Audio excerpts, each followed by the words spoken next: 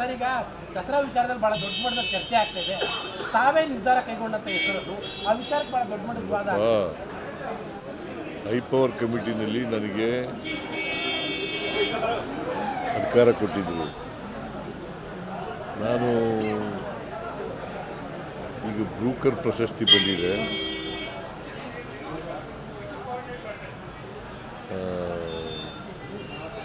ಇವರಿಗೆ ಈ ಸಾರಿ ದಸರಾ ಉದ್ಘಾಟನೆಗೆ ಅವಕಾಶ ಕೊಡಬೇಕು. ಹಿಂದೆನೂ ಕೂಡ ಒಂದು ಸಾರಿ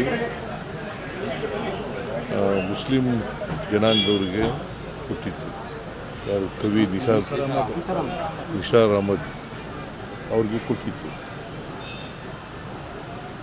ಸೊ ಚಾಮುಂಡಿ ದಸರಾ ಮಹೋತ್ಸವ ಇದೆಯಲ್ಲ, ಇದು ಒಂದು ಸಾಂಸ್ಕೃತಿಕ ಆಗಿ ಮಾಡ್ತಕ್ಕಂಥ ಹಬ್ಬ. ಇದು ಒಂದು ನಾಡ ಹಬ್ಬ. ನಾಡ ಹಬ್ಬದಲ್ಲಿ ಇಂಥವರೇ ಉದ್ಘಾಟನೆ ಮಾಡಬೇಕು ಅಂತ ಏನಿಲ್ಲ, ಇಂಥ ಧರ್ಮದವರೇ ಉದ್ಘಾಟನೆ ಮಾಡಬೇಕು ಅಂತ ಏನಿಲ್ಲ. ನಾಡ ಹಬ್ಬ ಅಂತಂದರೆ ಎಲ್ರಿಗೂ ಹಬ್ಬ. ಹಿಂದೂಗಳಿಗೆ, ಕ್ರಿಶ್ಚಿಯನ್ರಿಗೆ, ಮುಸಲ್ಮಾನರಿಗೆ, ಬೌದ್ಧರಿಗೆ, ಜೈನರಿಗೆ ಮತ್ತು ಇವರೆಲ್ಲರಿಗೂ ಕೂಡ ಹಬ್ಬ ಇದು.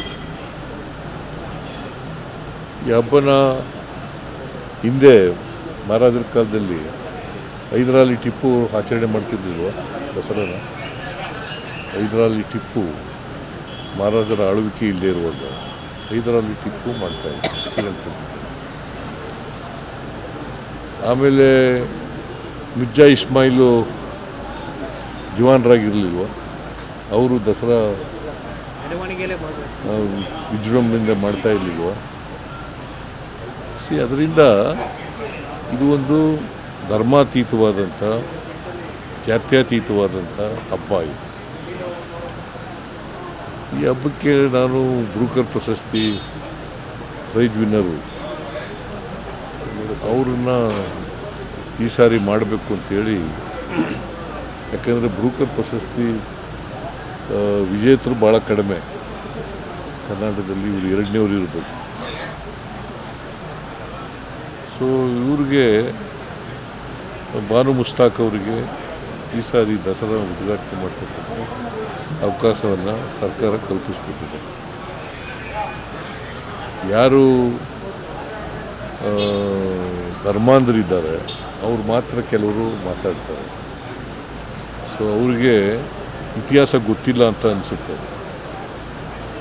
ಸೊ ಇತಿಹಾಸ ತಿಳ್ಕೊಳ್ತಕ್ಕಂಥದ್ದು ಭಾಳ ಒಳ್ಳೆಯದು. ವಿಶೇಷವಾಗಿ ಬಿಜೆಪಿಯವರೇ ವಿರೋಧಿಸ್ತಾ ಇರುವಂಥದ್ದು ಇದನ್ನು.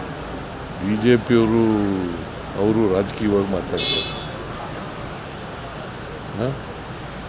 ಜಾತ್ಯತೀತವಾಗಿ ಮಾತಾಡ್ತಾರ, ರಾಜಕೀಯವಾಗಿ ಮಾತಾಡ್ತಾರೆ. ಗ್ಯಾರಂಟಿ ನ್ಯೂಸ್, ಸುದ್ದಿ ಖಚಿತ, ನ್ಯಾಯ ನಿಶ್ಚಿತ.